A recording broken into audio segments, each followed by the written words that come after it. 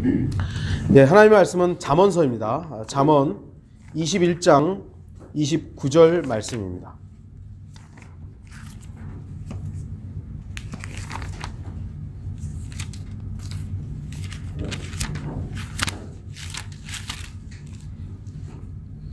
잠언 21장 29절 제가 말씀을 읽도록 하겠습니다. 악한 사람은 그의 얼굴을 굳게 하나 딱딱하게 한다는 겁니다. 정직한 자는 자기 길을 곧게 하느니라. 굳게 곧게 이렇게 되어 있죠. 오늘 말씀의 제목은 곧은 길을 가라. 잠언 말씀에는 악한 사람과 정직한 사람의 그 사이를 이렇게 많이 대조해 주고 있습니다. 정직한 사람이라는 것이 무엇일까요? 완벽한 사람을 말하는 게 아닙니다. 하나님 앞에서 자세가 어떠하느냐. 자세가 어떠하느냐. 하나님 앞에서 잘못이 발견되면 정직한 사람은 무릎 꿇는 거예요. 하나님을 향해서 한 걸음 한 걸음 나아가지만 우리는 불완전하기 때문에 그 불완전이 발견될 때 정직한 사람은 주님 앞에 부복하는 겁니다.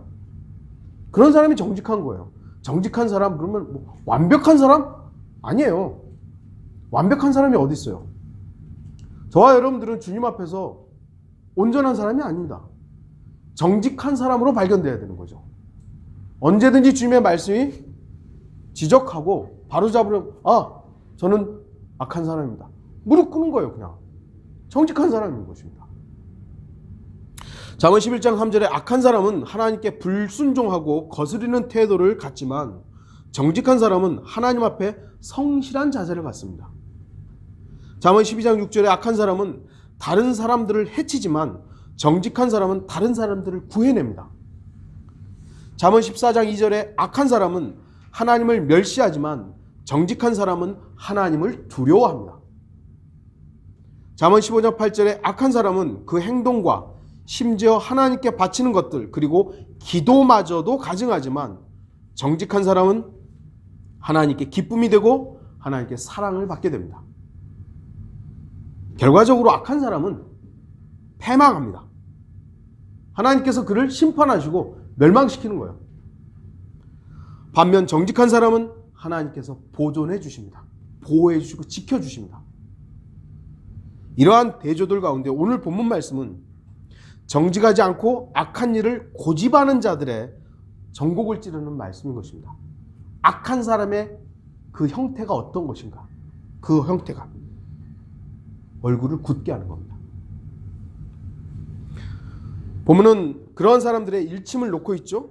하나님께서 이렇게 말씀하는 것과 같습니다. 너는 하나님께 경고를 받으면서도 계속 고집스럽게 지금 내가 가는 길이 옳다고 자부하느냐?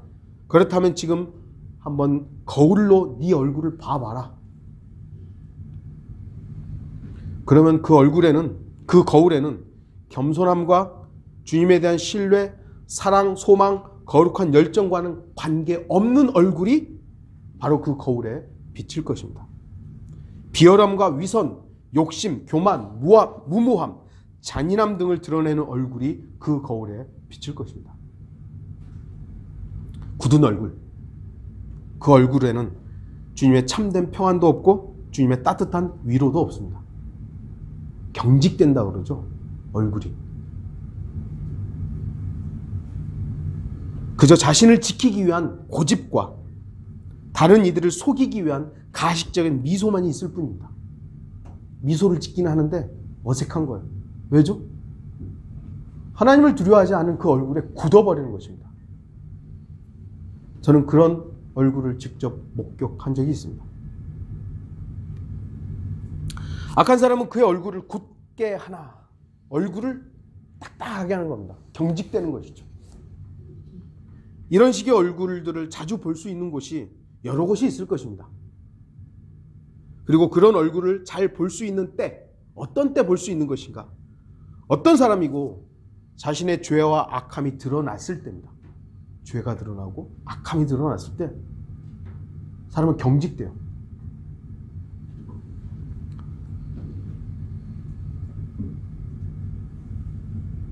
그들은 자신의 그 악함을 어떻게든 감추기 위해서 애써 변명합니다. 특히 뭐 정치인이 됐든 뭐 경제인들이 됐든 죄가 발견돼 가지고 뭐 이렇게 포토라인이나 탁 쓸 때 그 사람들 얼굴 보세요. 아주 평소에 막 웃고 막 이런 얼굴과는 전혀 다르잖아요. 뭔가를 감추기 위해서 애써 감추기 위해서 그 경직된 얼굴들이 있어요. 그러한 자들은 보통 때와는 다른 얼굴로 어떻게 보면 더욱더 평소처럼 아무것도 없다는 듯이, 아무 일도 없다는 듯이 애써 표정을 선하게 뭐 좋게 만들려고 미소도 짓고 하는데 어색해요. 얼굴은 굳고 입술은 바짝 마르는 겁니다. 하지만 양심이 화인 맞고 마비된 자들은요, 그러한 굳은 얼굴조차도 찾아볼 수 없을 정도로 태연하게 거짓말과 음란과 사악함을 감춰버립니다. 저는 그런 얼굴 봤습니다. 그리고 안타까운 사실은 지금도 그러한 사악한 태연한 얼굴로 무지한 사람들을 속이기 위해서 강단에서 설교하고 있다는 겁니다. 여러분도 봤죠? 그런 얼굴. 아마 기억날 겁니다. 성경에는 이러한 얼굴들에 대해서 이렇게 말씀합니다. 시편 10편 4절에 악인은 자기 얼굴의 교만으로 인하여 하나님을 찾지 않으리니 그의 모든 생각에는 하나님이 없나이다. 또한 교만하게 쳐든 눈, 완고하게 담은 입, 무모함으로 무장한 표정으로 성경은 묘사하고 있습니다. 잠언 6장 16절에서 19절, 이 6가지를 주께서 싫어하시며 정녕 그에게 가증한 것이 7이니 교만한 눈과 거짓말하는 혀와 무죄한 피를 흘리는 손과 악한 계획들을 꾸미는 마음과 악으로 달려가는데 빠른 발과 거짓을 말하는 거짓 증인과 형제간의 불화를 일으키는 자니라. 잠언 8장 13절에 주를 두려워하는 것은 악을 미워하는 것이라. 나는 교만과 오만, 악한 행실과 완고한 입을 미워하느니라. 여러분이 미워하는 게 뭐죠? 저는 하나님을 대적하고 성도들을 음해하고 성도들을 이간시키고 미워합니다. 하나님 앞에서 돌이킨 누구라도 저는 용서할 수 있습니다. 그것이 누구였든지 간에. 그러나 하나님을 겉으로는 하나님을 사랑한다고 하는데, 하나님을 높이고 하나님을 사랑해야 된다고 하는데, 그의 행실과 그의 말과 그의 실체가 하나님을 대적하고 있다면 저는 그 사람 미워합니다. 치근하지도 않아요. 불쌍하지도 않아요.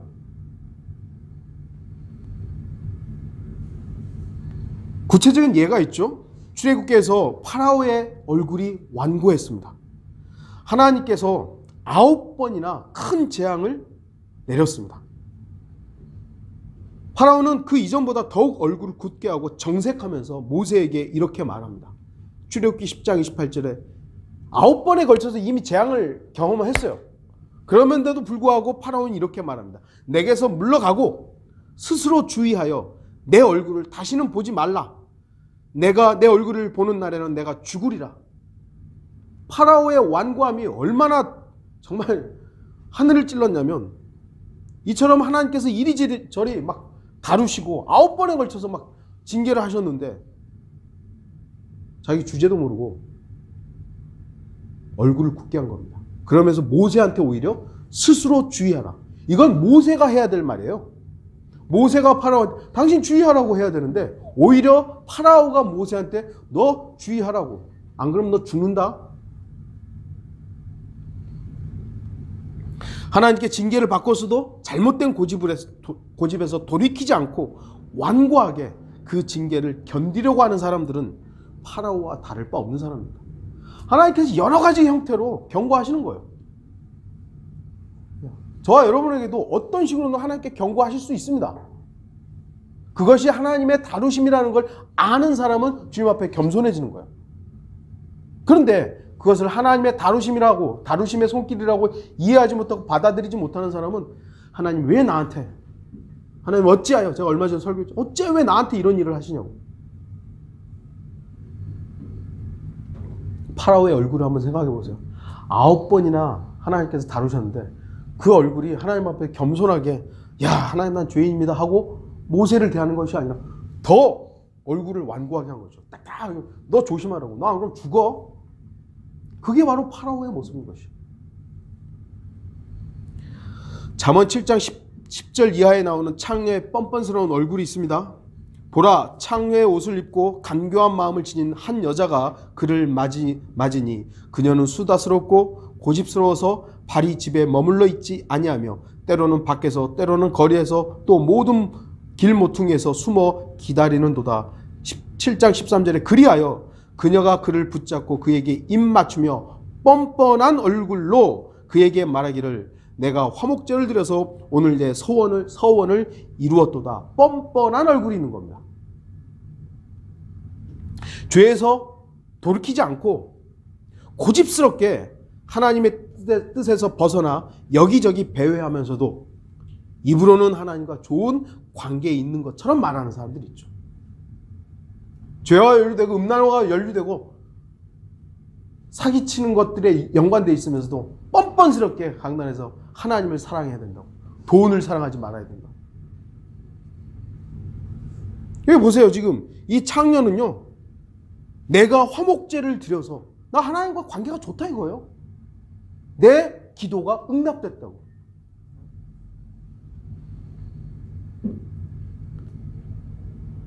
오늘날 제가 볼 때는요, 저도 조심해야 되지만 대다수의 목사들이 이러한 모습들을 하고 있을 것입니다. 그런가 하면 또 금식하는 바리새인의 위선적인 얼굴이 있습니다. 마태복음 6장 16절에 또 너희가 금식할 때 위선자들처럼 슬픈 표정을 짓지 말라. 그들은 사람들에게 금식하는 것을 보이려고 그들의 얼굴을 흉하게 하느니라. 아, 나 금식하고 있어요. 알아달라 이거죠. 네. 이것이야말로 고단수죠. 아주 고단수예요. 대부분의 사람들은 그들의 얼굴이 굳어진 얼굴이라고 잘 감지를 못합니다. 저게 위선자의 얼굴이구나. 잘 모르는 것입니다. 금식으로 나타나는 그들의 생활 태도로 보면 그들은 자그마한 죄에도 몹시 낮아져서 뉘우치고 있는 것 같은데 하나님의 말씀에 아주 민감한 것처럼 보이는데 입으로는 자신이 죄인 중에 우두머리라고 말하는데 그러나 실제 생활은 율법과는 하나님의 말씀과 무관한 것이죠. 강단에서는 하나님 사랑해야 된다고. 나는 죄인 중에 나 같은 죄인이 없다고. 저도 참 주의해야 되죠. 그런데 내려와서는 모든 음란함들, 사악함들, 성도들 몰래 다 저지르고 있는 거예요. 이들은요, 율법대로, 이 바리새인들은 율법대로 부모를 보살피는데 써야 할 돈과 물건, 거기에 대해서 굳은 얼굴을 합니다. 마가복음 7장 이렇게 보시면 아, 이것은 코르반이에요. 코르반입니다. 하나님께 드릴 예물이란 말입니다. 부모에게 써야 할 돈인데 이건 하나님께 드려야 됩니다. 하나님께 드려야 됩니다. 이렇게 하면서 실제로는 부모에 대한 마음이 아니에요. 하나님께 드려야 될 마음도 아니고 돈에 대한 욕심이죠. 욕망이죠. 욕망이 있었던 겁니다. 우리는 그러한 자를 지난 몇 년 동안 경험해서 잘 알고 있죠. 개인적인 탐욕으로 가득 찬 얼굴로 하나님의 사역을 가장해서 선교비라는 목록으로 갈취하고 착복했습니다.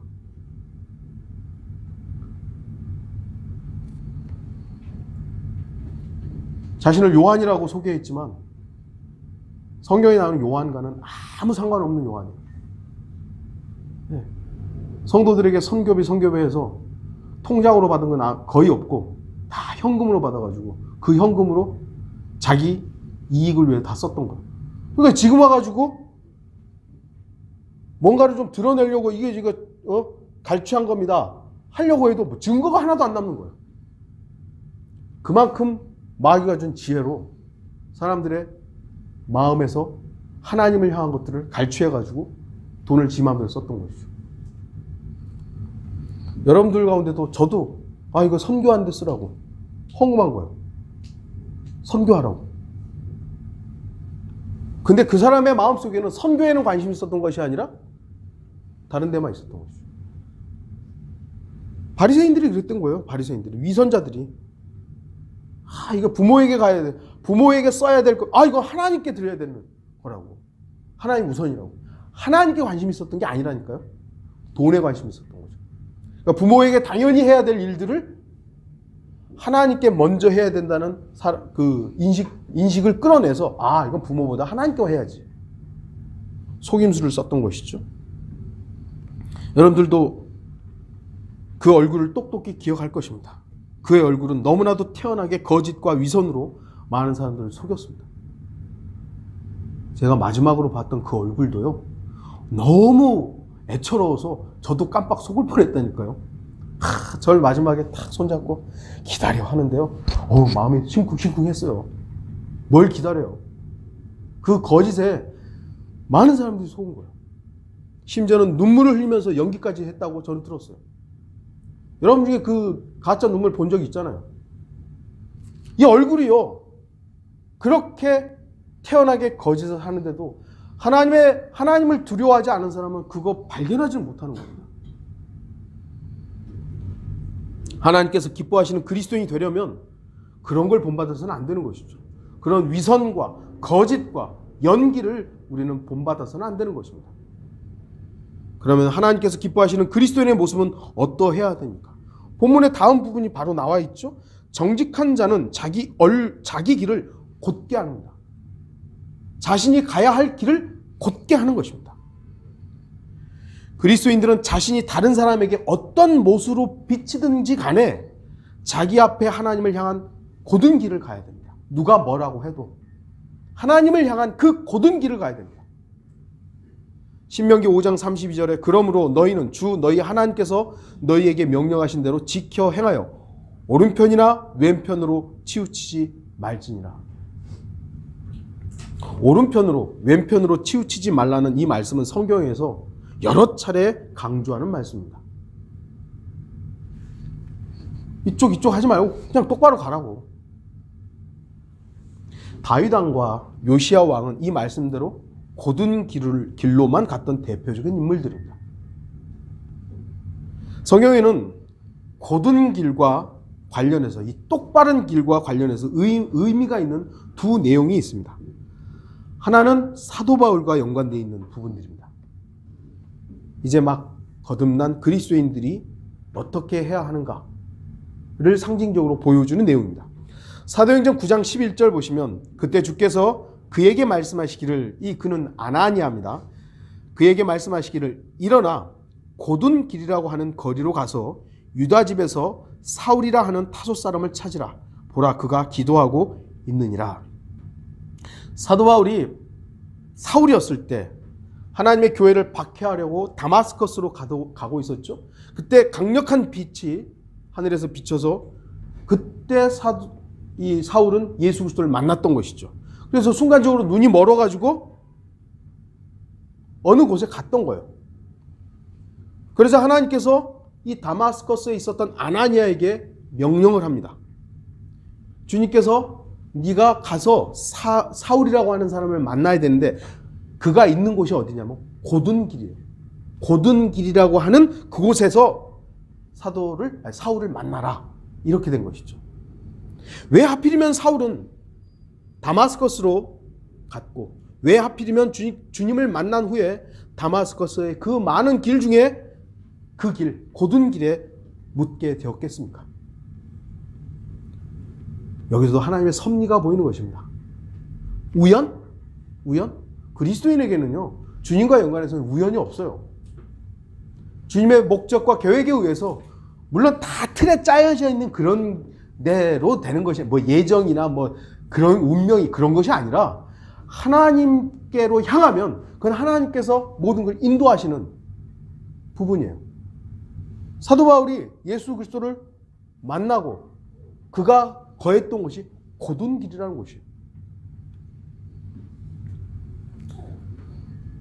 주님께서는 꼬부라진 뱀인 사탄의 뜻에 따라 살던 그를 새로운 피조물로 만드신 후 즉시 그의 앞에 천성을 향해 곧게 펼쳐져 있는 길을 마련해 놓으셨다는 것을 상징적으로 보여주는 것입니다. 사도 바울은 예수 그리스도를 만나고 곧바로 곧은 길이라고 하는 그곳에 머물게 됐던 것이죠. 또 한 가지는 하나님의 말씀을 손에 든 그리스도인으로서 눈여겨보아야 할 말씀입니다. 사무엘상 6장 12절에 그 암소들이 벳세메스의 길로 가는 곧은 길을 택하여 대로를 따라가며 갈 때 울면서도 오른편이나 왼편으로 돌이키지 아니하니. 뭐 잘 아는 내용이죠. 언약궤를 팔레스타인들이 이방인들한테 뺏겨버렸어요. 그래서 하나님께서 팔레스타인인들에게 재앙을 내리신 것입니다. 팔레스타인인들이 이거 하나님의 궤다, 돌려보내자. 그렇게 한 것이죠. 그리고 전나는 암소에다가 수레에다가 딱 싣고 저 한번 보내보자. 이게 정말로 하나님의 궤라면 전나는 암소가 뭐예요? 새끼들이 지금 저기 있는 거 아니에요. 그런데도 불구하고 이 암소들이 하나님을 향해 유대 땅으로 가면 이건 정말 하나님 거다. 그런데 이 암소들이 이쪽으로, 새끼 쪽으로 오면 이건 우연히 생긴 일이다. 이 재앙들은 우연히 생긴 일이다. 이렇게 할 요량으로 전나는 암소에다가 딱 싣고 가게 한 거예요. 여러분들, 그런데 이 전나는 암소가 어떻게 하죠? 곧은 길을 택하여 쫙 가는 거예요. 우연이겠습니까? 하나님의 말씀 돌판을 담은 언약궤를 운반하는 그 암소들, 참으로 하나님의 말씀을 손에 든 그리스도인들의 행할 바를 분명히 보여주는 것입니다. 어떻게 해야 되는 것인가? 그리스도인들은 세상에 꼬부라진 길들이 아니라 주님께서 마련해 주신 곧은 길을 가야 합니다. 주님을 향해서 가는 길에는요, 사실 타협이 없잖아요. 예수 그리스도께서 승리자로서 저 앞에 계시는 거예요. 거기는 우회 길이 없어요. 직진밖에 없는 거예요, 어떻게 보면.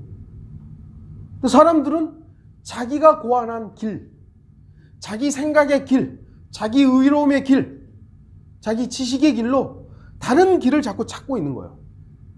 그런데 성경은 다른 이에게는 다른 길은 없다고, 하는데도 자기 길이 자꾸 보여요. 이쪽으로 가면 조금 편할 것 같고, 저쪽으로 가면 조금 나을 것 같고, 저쪽으로 가면 인기가 있을 것 같고, 아니요, 그냥 이 길. 그게 무슨 길입니까? 주님께서 주셨던 십자가의 길이죠. 근데 십자가는 너무 힘들어 보여요. 그럼에도 불구하고 우리가 가야 할 길은 곧은 길입니다. 벳세메스라는 곳의 이름의 뜻이요, 태양의 집입니다. 태양의 집. 여기서는 의의 태양이신 주님이 계시는 천성을 상징한다고 할 수 있죠.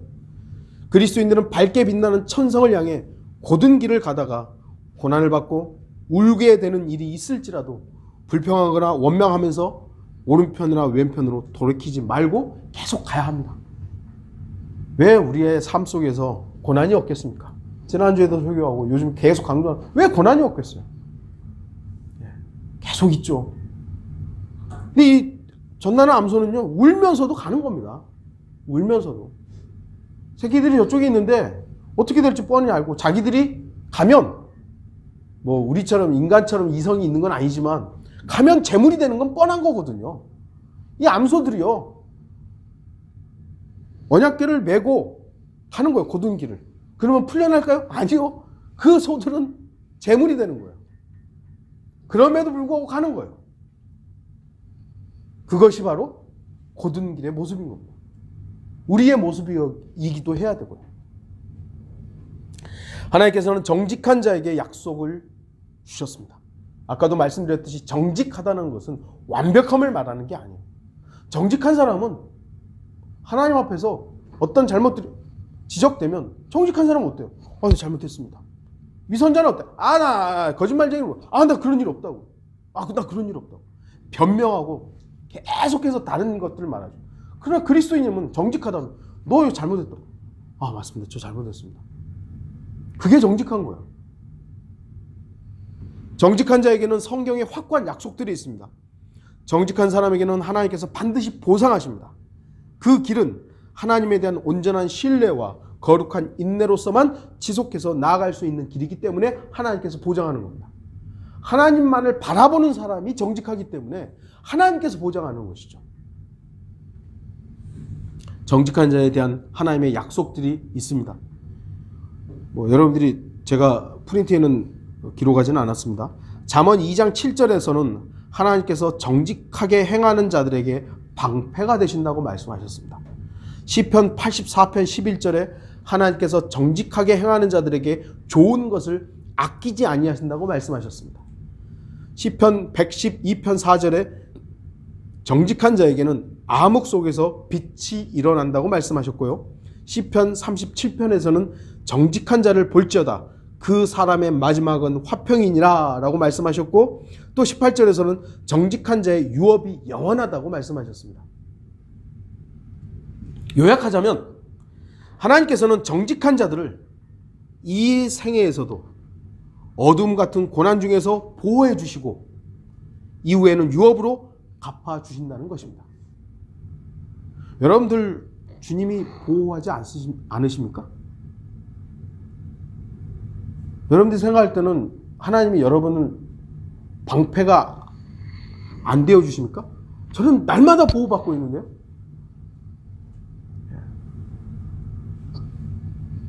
내 욕심대로 해주시는 건 아니지만, 내가 바라는 대로 다 되는 건 아니지만, 저는 하나님의 강력한 보호하심을 가운데 매일 살아가요. 꼭 어떤 특별한 사고가 일어났을 때 아무 상처가 안 입었다 그런 것만 말하는 게 아니에요. 날마다 살아가는데 주님의 보호하심이 없다면 과연 저와 여러분들이 이 자리에 있을 수 있냐 이것이죠. 근데 그걸 아는 사람과 그거를 인정하지 않는 사람이 다른 겁니다. 정직한 사람은 그걸 인정하는 거예요. 주님의 보호하심이 나는 날마다 있다, 매 순간 있다고. 악한 사람은요, 내가 살아가는 거지 뭐. 내가 살아가는 거지 뭐.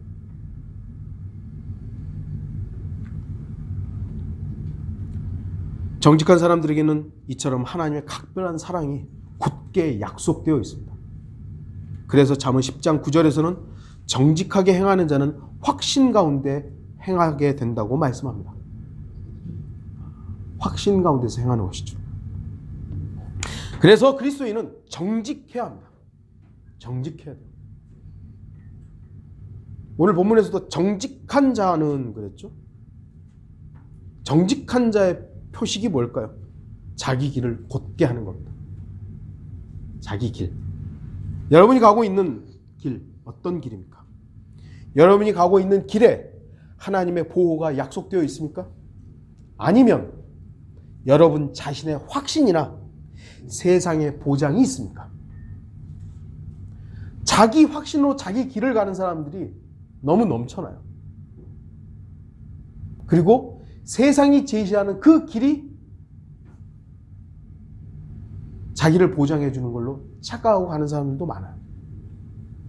지난주가 이제 대입 시험이었죠. 많은 학생들이 이제 시험을 봤어요.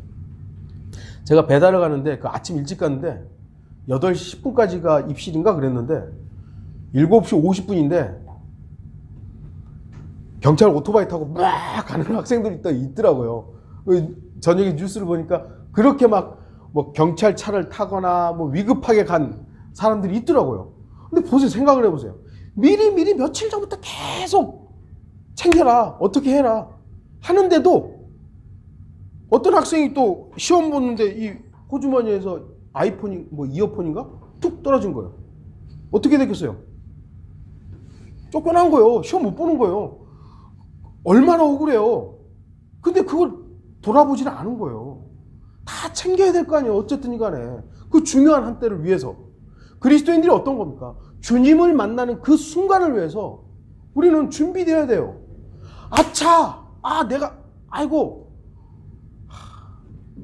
우리는 그런 모습이 보여지면 안 되는 것이죠. 정직한 사람은 우리의 어리석음이 있고 나약함이 있지만 주님 앞에 우리 자신을 돌아보고 그 길을 가는 거예요. 주님만 바라보고 가는 거예요. 그 길을 가는 것이죠. 그래서 내가 가는 길이 어떤 길인가? 내 욕망을 채우기 위한 길인가? 아니면 세상 사람들이 다 가고 있는 그 길을 가고 있는 것인가? 여러분이 가는 길에 고난의 그림자가 드리울 때, 어려움이 있을 때 하나님의 말씀을 펼쳐놓고 하나님께서는 이렇게 말씀하셨잖아요 라고 주장할 수 있는 그런 길을 가고 있는 것인가? 많은 그리스도인들이 하나님을 섬기기로 작정하고 발걸음을 내디딘 후 어려움을 겪을 때 참으로 많이 시험 받는 부분이 이 정직함입니다. 정직함이요. 세상으로 완전히 돌아가서 하나님과 무관한 일들만 하면서 살기에는 이제 너무 많이 와버렸어요. 문제에 봉착하고 그래서 하나님 이걸 좀 해결해 주셔야 되는데 하는데 하나님의 응답이 빨리 오질 않는 겁니다. 이런 때가 있죠. 그때 선택의 기로가 있는 것이에요. 하나님을 기다리고 정직함을 고수하면서 남들이 뭐라고 하는 이 일들을 계속 할 것인가? 아니면 하고 있는 사역이 이게 그냥 무너져가지고 사람들한테 손가락질 받지 않기 위해서 편법과 술수와 약간의 부정직함으로 타협할 것인가? 주목하십시오. 하나님의 사역, 우리도 하나님의 일들을 하죠. 사역을 합니다. 목적이 뭐죠? 성공적인 사역을 하는 것이 목적입니까? 아니요. 신실한 사역을 하는 것이고요. 순종하는 사역을 하는 것이 목적이어야 됩니다. 성공적인 사역을 하려다 보니까 그 그러니까 예를 들어서 교회를 크게 해야 되고 출판사가 잘 돼야 되고 신학교에 사람들이 많이 와야 되고 성경이 많이 팔려야 되고 책들이 많이 팔려야 되고 이런 성공적인 사역의 목적이 되면 그걸 방해하는 것은 모두가 마귀가 되는 거예요. 물론 교회를 파괴하는 것이 뭐 좋은 일은 아니죠. 그러나 성공적인 사역, 교회가 커지는 것이 목적이면 그 교회를 파괴하는 건 마귀가 되는 거잖아요. 목사를 반대하는 건 다 마귀가 되어버리는 거예요. 하나님의 말씀이 보존되는 데 있어서 여러 가지 경로로 하나님께서 개입하시고 관여를 하는데 자기가 번역한 성경에 뭐라고 딴지를 보면 그럼 다 마귀가 되어버리는 거예요.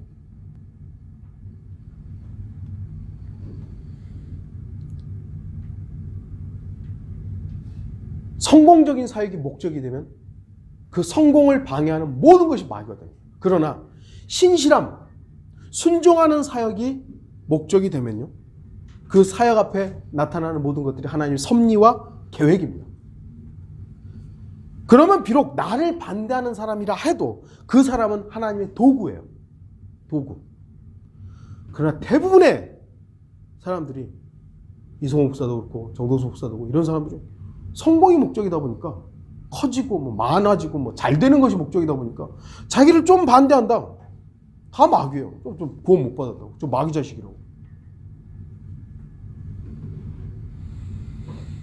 우리가 보는 바와 같이 처음에는 정직하고 신실하게 열정을 가지고 사역한 사람들이 어느 순간 정직함과 순수함이 사라지고 자기 열정과 소위 성공적인 사역을 위해서 자기 기준으로 변질되는 일들을 수많이 본 거예요. 많이 본 겁니다. 저와 여러분들에게 그러한 경험을 하게 하신 이유가 분명히 있다는 겁니다. 뭐죠? 그렇게 되지 말라고요. 이 교회의 목적은 교회가 커지는 목적이 아니라 주님께 순종하는 교회가 되어야 되는 것이고, 저와 여러분들의 생애의 목적도 성공적인 삶을 사는 것이 아니라 순종하는 삶을 사는 것이 목적이어야 됩니다. 그렇게 되면 저와 여러분을 반대하는 누가 되었든지 간에 하나님의 도구구나. 하나님께 저 사람 저렇게 쓰시는구나.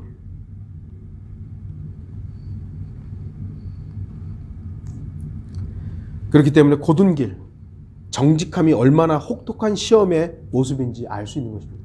이 정직함을 지키는 것이요, 굉장히 어렵습니다. 정직함. 우리 스스로 내가 하나님 전 정직합니다라고 말할 수 있는 자격은 안 돼요. 그러나 제가 하나님 앞에서 감사함으로 갖고 있는 자세는요, 하나님 언제든지 저에게 잘못된 부분 말씀하십시오. 그럼 제가 무릎 꿇겠습니다. 제 잘못이 드러나면 그것이 하나님의 말씀으로서 분명하게 저에게 제시되면 난 무릎 꿇겠습니다. 제가 지금 설교하고 사역하고 있는 부분에서 하나님의 말씀으로 여러분들이 지적해 주셨을 때 그것이 하나님의 말씀과 제가 잘못된 부분이 있다면 바로 잡겠습니다. 여러분도 그래야 되고 제가 아는 사랑하는 성도들도 그러해야 되는 거죠. 그 사람이 정직한 거예요. 이 시험은 한 번 받고 끝나는 게 아닙니다. 성경을 믿는 그리스도인은 정직함, 곧은 길을 가야 하며 유지해야 됩니다. 결론을 좀 맺겠습니다. 여러분은 이제껏 예수 그리스도를 따르는 동안 정직하고 올곧은 그런 길을 가고 있습니까? 몇 년 후에 이 질문을 다시 받으면 여러분은 그때 뭐라고 대답할 수 있겠습니까? 저도 이 설교를 준비하면서 10년 전에 혹시 저에게 이런 질문을 했을 때 나는 그때 그렇습니다라고 아마 대답했을 거야. 그럼 지금 그러느냐? 솔직히 주님 앞에 고백하면 중간에 삐끗했습니다. 정말 주님만 향해서 올곧게 간다고 생각했는데 사람을 봤습니다. 라고 주님 앞에 고백할 수밖에 없을 거예요. 그러나 지금 다시 주님 앞에 고백하는 것은 이제 사람 보지 않겠습니다. 주님을 향해서 그 곧은 길을 가겠습니다.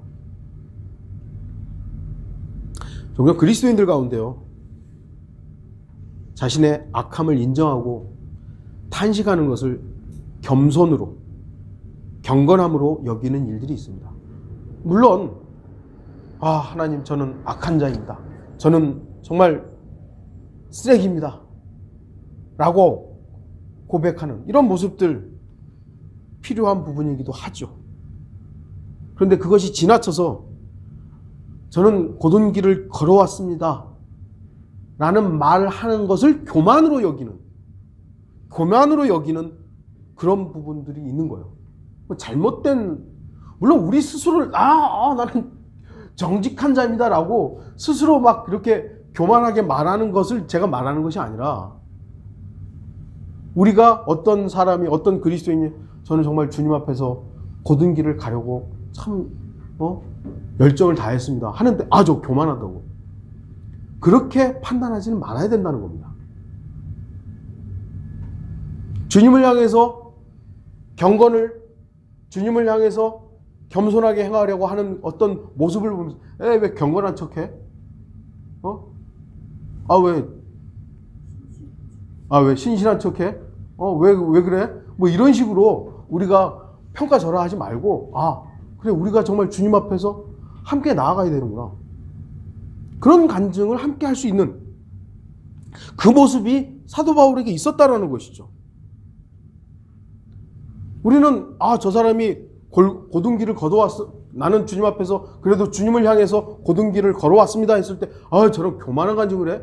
이것이 아니라 정말 그 모습을 통해서 그래, 나도 저 형제처럼, 저 자매처럼 주님을 향해서 곧은 길을 가야 하겠구나, 이런 간증을 함께 할 수 있어야 되는 것이죠. 그리스도인이 죄악에 대해서 확실한 간증이 나오는 만큼, 내가 하나님 앞에 죄인입니다 라는 그런 간증을 하는 것만큼 주님을 따르는 길에서의 선함에 대해서도 간증이 나와야 되는 것이죠. 간증할 수 있어야 되는 거예요. 저는 거짓과 타협하지 않았습니다. 저는 이 사악한 교주와 타협하지 않았습니다. 목자가 다른 길을 갈 때 저는 그 잘못된 길에서 주님을 향해서 돌이켰습니다. 그건 간증이 부끄러운 거 아니에요. 시편의 한 성도는 이런 고백을 하죠. 시편 18편 21절 23절. 이는 내가 주의 길을 지켰고 내가 또 그의 앞에서 정직하였고 내 죄악으로부터 나를 지켰나니. 시편에서 이렇게 고백하는 거예요. 자기가 잘나서 그런 것이 아니라 하나님을 향한 자신의 태도, 자세가 이렇다는 걸 고백하는 것이죠. 사도 바울 역시 이런 고백들을 하는 것입니다. 사도행전 23장 1절이라든지 고린도후서 4장 2절, 디모데후서 4장 7절, 제가 다 나눠드렸습니다만 제가 그냥 간략하게 요약을 하면, 나는 이날까지 하나님 앞에 온전히 선한 양심으로 살아왔노라. 선한 양심으로 살아왔다. 하나님 앞에서 우리 스스로를 각 사람의 양심에 추천하노라. 내가 선한 싸움을 싸우고 달려갈 길을 마치고 믿음을 지켰으니. 사도 바울의 간증은 주 예수 그리스도로 인한 선한 양심의 간증입니다. 사도 바울 되게 교만하네. 이게 아니잖아요. 그의 삶이 그렇게 입증되었고 선한 양심으로서 모든 것들을 판단했던 그 부분에서 하나님 앞에 정직하게 고백하는 거예요. 그럼 우리는 그것을 저런 간증이 참으로 나도 주님 앞에 그런 모습을 보여야 되겠구나. 다시 말씀드리지만 사도 바울이 완전 무결한 사람이 아닙니다. 정직한 것이죠. 저와 여러분도 정직해야 됩니다. 곧은 길을 가십시오. 오직 곧은 길만 가십시오. 주님을 향해 곧바로 가십시오. SMS에 그 점나는 암소 두 마리가 소가 주님을 향해서 곧은 길을 그냥 갔듯이 곧은 길만 가면 되죠. 얼굴을 굳게 하면서 죄악을 정당화하지 마십시오. 수많은 사람들이 죄를 지적하면 아담의 본성이 그대로 나타나죠. 우리의 본성 속에도 여전히 있어요. 있지만 정직함을 회복하는 것이죠. 아, 나 주님 앞에서 죄를 지었습니다. 무릎 꿇으면 하나님께서 이 나쁜 놈 그런 게 아니잖아요. 아, 그래? 정직하구나. 편법과 술수와 부정직한 모든 부분들을 말끔히 떨쳐내십시오. 그리스도인들은 그리스도인이어야 되는 것이죠. 그런 것들로부터 우리 자신의 섬김을 더럽히지 마십시오. 주님을 섬기고 주님을 사랑한다 했는데 저쪽에서는 편법 쓰고 거짓말하고 위선하고, 이게 도대체 누구를 욕먹이는 거예요? 어떤 분이 저한테 참 이래가지고 복음이 전해지겠습니까? 목사라는 인간이 저런데 이 복음이 전해지게 왜 그런 얘기를 듣는 그런 행동이 우리한테서 나와야 되냐 이거예요. 우리를 욕먹는 게 아니고, 우리는 욕먹어도 당연한 사람이지만 주님이 욕먹으면 안 되는 거잖아요. 이후로 여러분의 모든 발자국이 오직 주님을 향한 곧은 길 위에 있게 하십시오.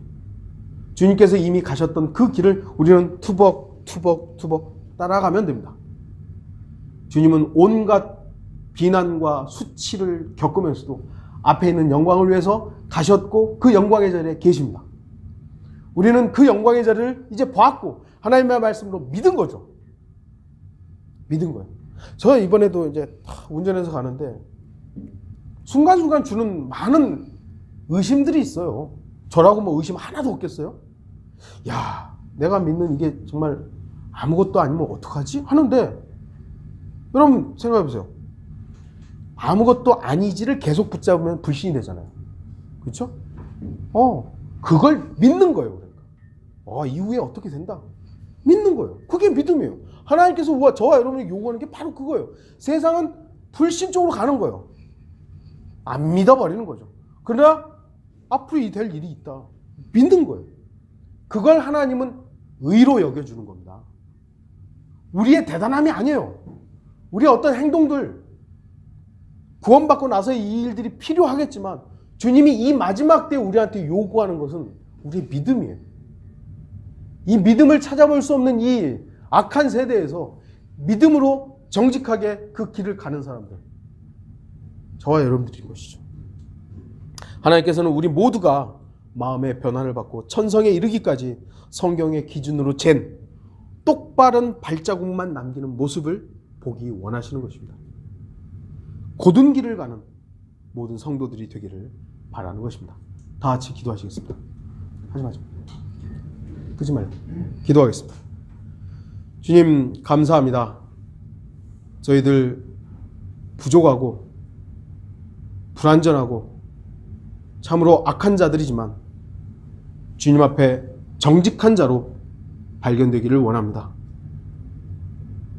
정직한 자라는 것은 완전한 사람이 아니라 주님 앞에 지적되는 모든 부분에 인정하고 겸손하게 무릎 꿇는 사람을 말하는 것입니다.